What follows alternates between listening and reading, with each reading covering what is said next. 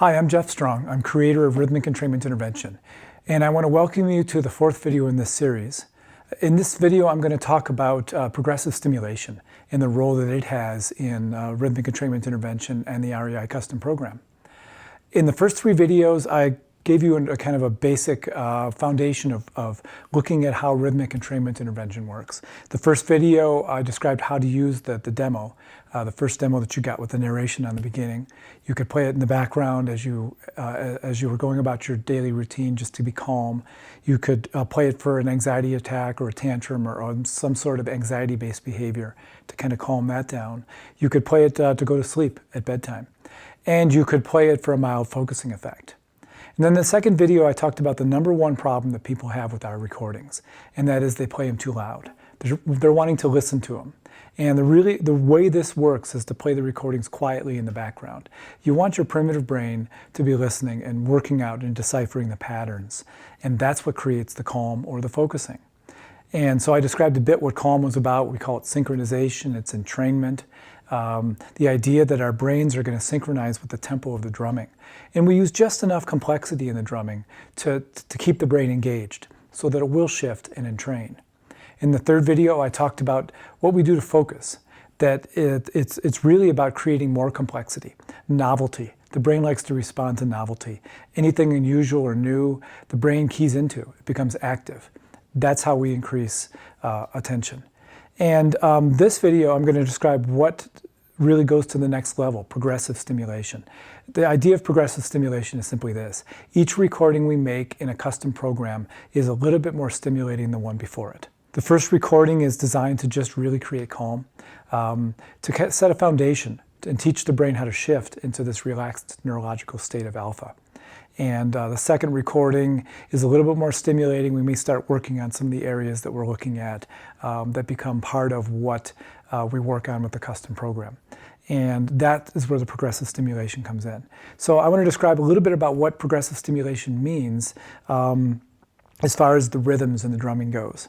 So I played for you last time a calming kind of pattern where you notice that it's a fairly short passage. You know, I played 32 beats, which is about 4 seconds as it goes by at 8 beats per second. And it's somewhat familiar sounding, and it'll repeat itself for a while. Generally, when we're putting together a custom program and we're building the stimulation, each series of rhythms that we use are anywhere from 10 seconds to 30 seconds long. And they'll be kind of put together according to what we need to do. And this calming part is usually the shorter ones, and 10 seconds worth would be, you know, 2.5 times through this pattern that I played. And I'll play that pattern again or something close to it because I don't remember exactly what it was. This is what calm sounds like.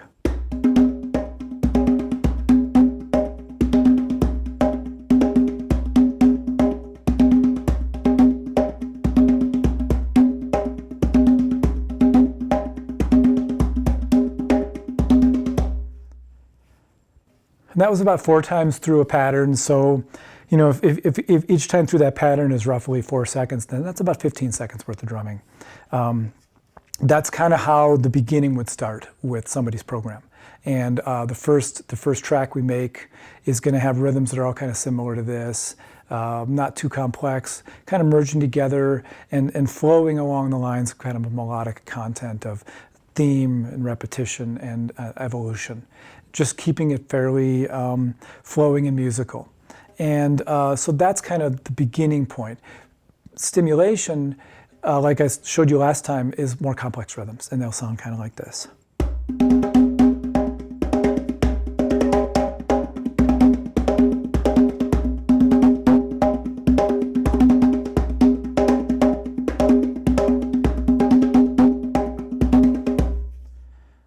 There's a lot more accents, basically. The tempo's the same, so that underlying pulse, that underlying patter that you hear that actually is causing the entrainment, because that's what the brain synchronizes to. That's still there, but what happens is there's more complexity in the accent patterns, more of these slap tones, the sharp, bright tones, more of the bass tones, more going on in general. And so as we progress through somebody's program, there are more tracks like this. There are more rhythms within a person's custom recording that have this component to them.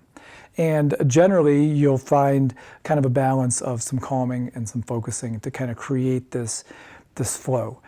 I kind of think of it in terms of interval training, that when we're doing a custom program track, we're not just setting stimulation that goes for 25 minutes.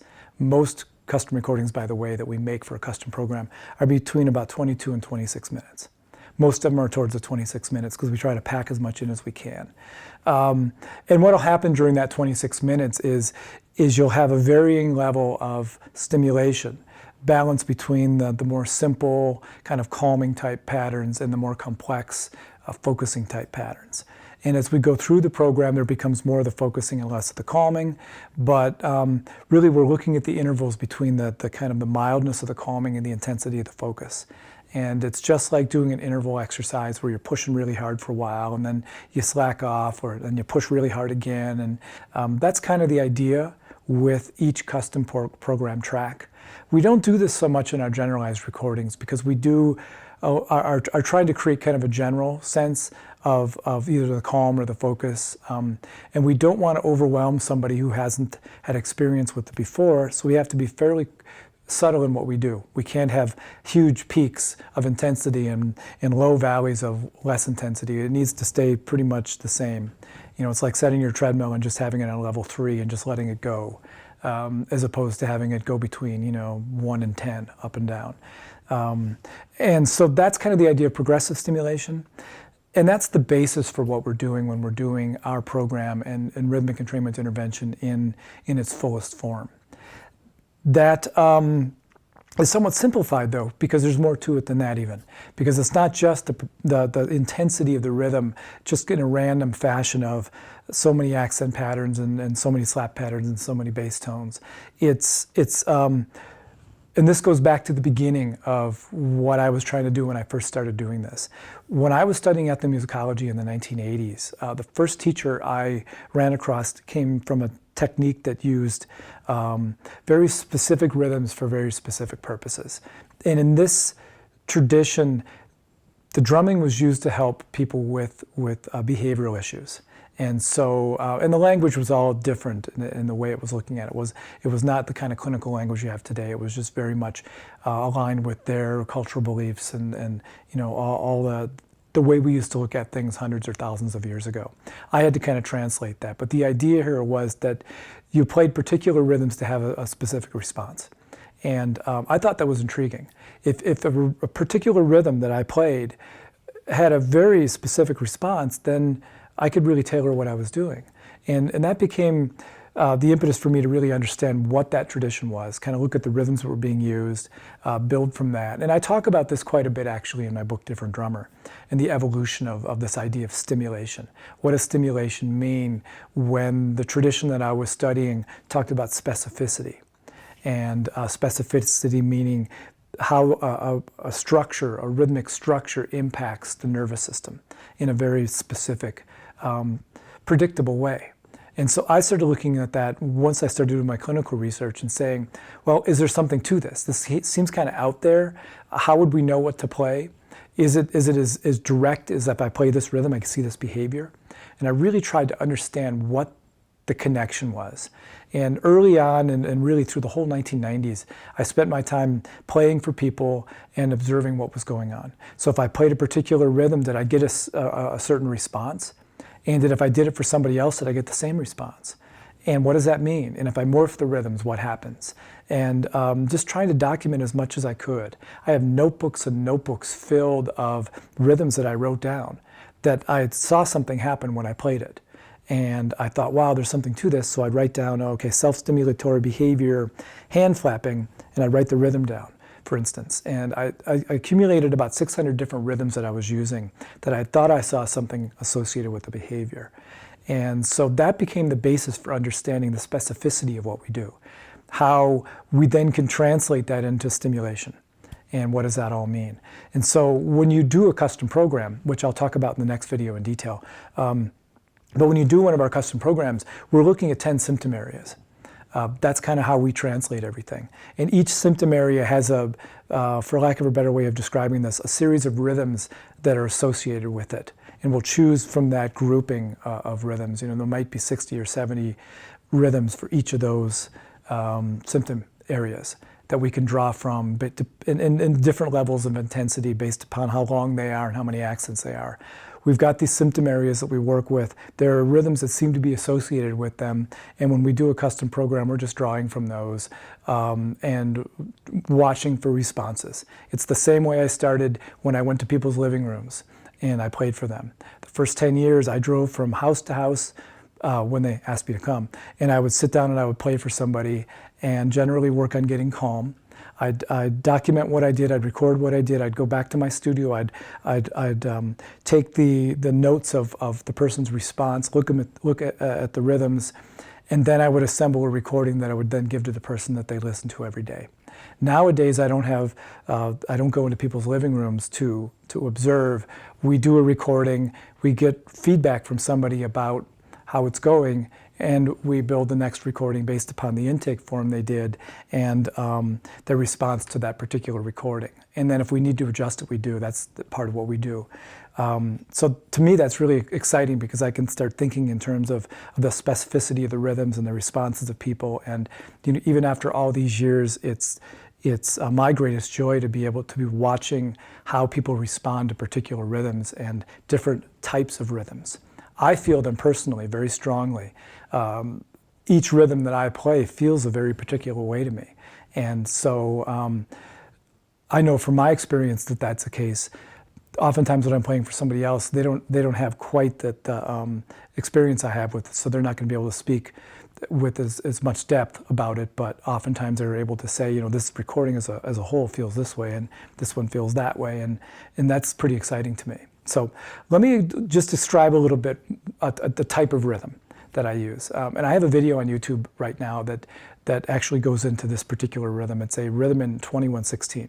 And I talk about the odd meters and the odd patterns that I use. This calming rhythm I played for you is 32 beats long. It's basically 2 measures of 4/4 time. I don't want to freak you non-musicians out and start talking about music theory and structures because it's a different language you probably don't know, but a typical song that you'd listen to on the radio is probably in 4/4 time. And each time you tap your foot 4 times to the pulse of the music, you've gone through 1 measure. So when I played earlier for the calming, I went through a pattern that was 2 measures long several times. And that's kind of the idea. This rhythm is in 21/16. So basically the idea here is there's 21 beats of the drum before it repeats itself. And these 21 beats go by at 8 beats per second, which means it's just a little under 3 seconds for this pattern to go by the first time. So when I'd play it, I would play it more than once, and I would actually play around it and change it a little bit. But the core rhythm is this. So that's a rhythm that I found through observation that helps stop this type of behavior. So if I'm playing for somebody with autism, for instance, and he's doing this, kind of a hand flapping motion, and I'd play this rhythm and see it stop, that's how I wrote it down and thought, well, that's kind of interesting. Does this connect? And so now I wouldn't just play it once because I had to play it long enough for that behavior to change. So if I was going to play that rhythm for a little while, this is what it would sound like.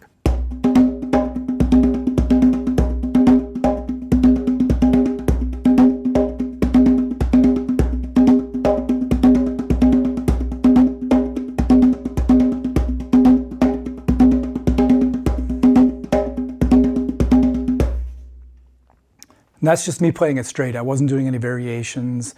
I was just repeating that 21 beat pattern. And so that's how I came up with these rhythms that we use for the program. And that's how we created the basis for this idea of progressive stimulation. So this rhythm might start like this, and pretty straight ahead, 21 beats long with different accent patterns. And then maybe down the road, it'll morph a little bit, and I'll play this through a couple times and I'll morph it a little bit and see what that feels like too.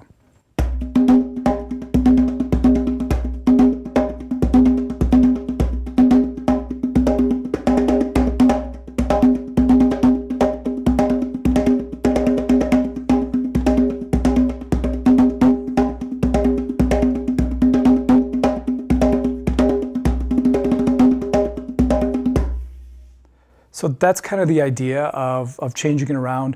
That second time through, this time I just played, is a lot more stimulating than earlier, even though it's basically the same core rhythm.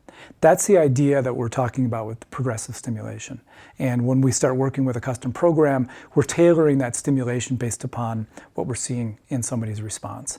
So this technique has been around forever. This idea, by the way, of just entrainment, what I talked about in the second video with auditory driving, the idea that this pulsation of the drumming at 8 beats per second, which is this tempo, that this is actually going to bring the brain into that same tempo. That technique has been around tens of thousands of years. It's used all over the world to help people get into a deep meditative state. I doubled the tempo from the traditional technique because as somebody with ADHD, I found that that tempo, the original tempo, was just uncomfortable for me. 8 beats per second was really energizing. It was clarity inspiring for my mind. I got clear, I got focused by just playing at this tempo, which would equate to the alpha state of consciousness. The state of consciousness I talked about, that's the relaxed alert state. So that's the one thing we did from the core. So one of the core techniques I learned used this slower tempo to bring people into a meditative state. It's been used around the world for tens of thousands of years. I doubled the tempo to bring people into a relaxed yet alert neurological state. This other technique I talked about, the first technique I learned, where there's a specificity to the rhythms, a complexity to the rhythms, really dovetailed with what I experienced and what I talked about in the last video with my own experience with focusing, where I used syncopation exercises, broken notes, and sight reading to help myself become more focused. Just by playing unpredictable patterns for 30 minutes made my brain become active, helped me focus for a while. We're doing the same thing here with you listening. And with my observation of people, I played for well over 1,000 people over a 10-year period when I was documenting the rhythms that we're using today. And I have so much observation about what was happening with them, from just observing behavior to interviewing the people that I was working with who could describe what was going on for them. That I was able to point the specificity down pretty well. But even today, I don't think of it in terms of, say, for instance, this 2116 rhythm that I just played for you being specifically about this hand flapping. As a skeptic, I have a hard time believing that I am smart enough or intuitive enough to be able to figure out that that was the only rhythm that could be used for this behavior.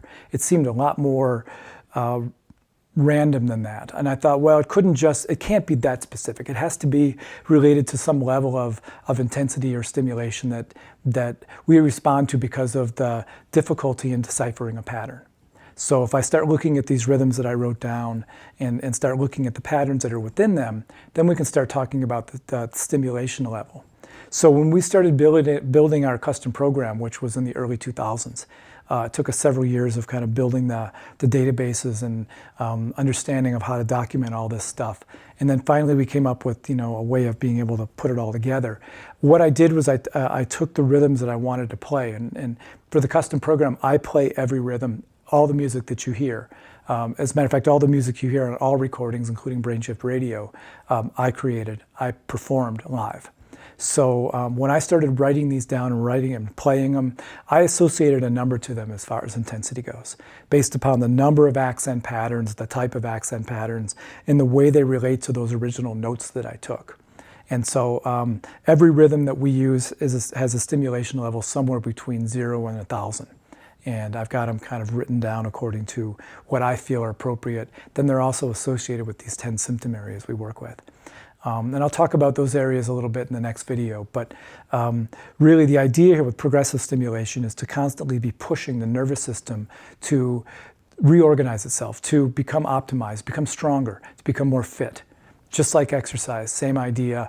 Some of the best exercise you can do is interval training because it gives your body a chance to push itself to the edge and then back off and rest a little bit without completely stopping.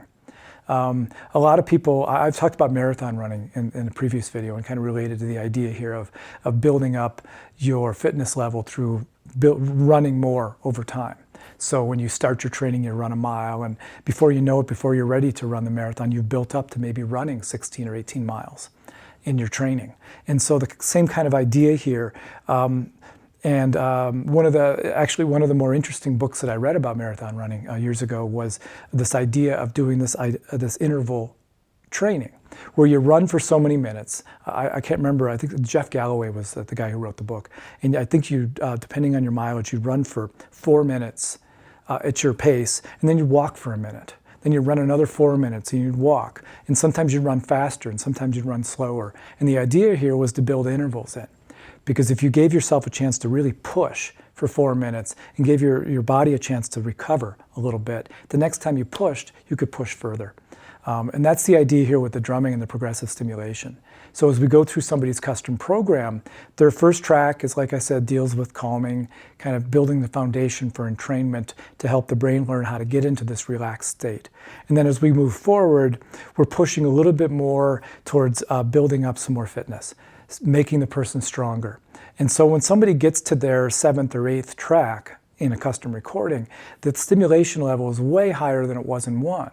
And so they would go back and maybe listen to 1, and it's just only calming now. It's not going to have any other effect because it's so different than what happens as we move forward. So that's the idea of progressive stimulation. If you're interested in more about this and how it relates to the areas we work with, underneath this video there's some links to excerpts from my book, Different Drummer. Different Drummer is a memoir of my work developing REI. Goes from my original studies with the ethnomusicological research. I spent about 10 years really exploring different techniques used around the world. I studied with 3 teachers that really taught me 3 very core techniques that became the basis for what we're doing.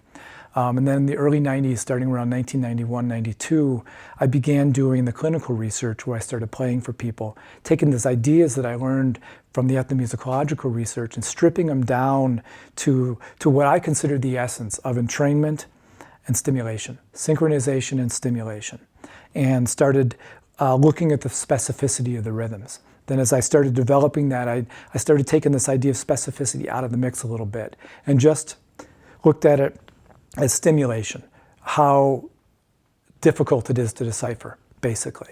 And then we built the programs from that. So the excerpts below kind of follows that path.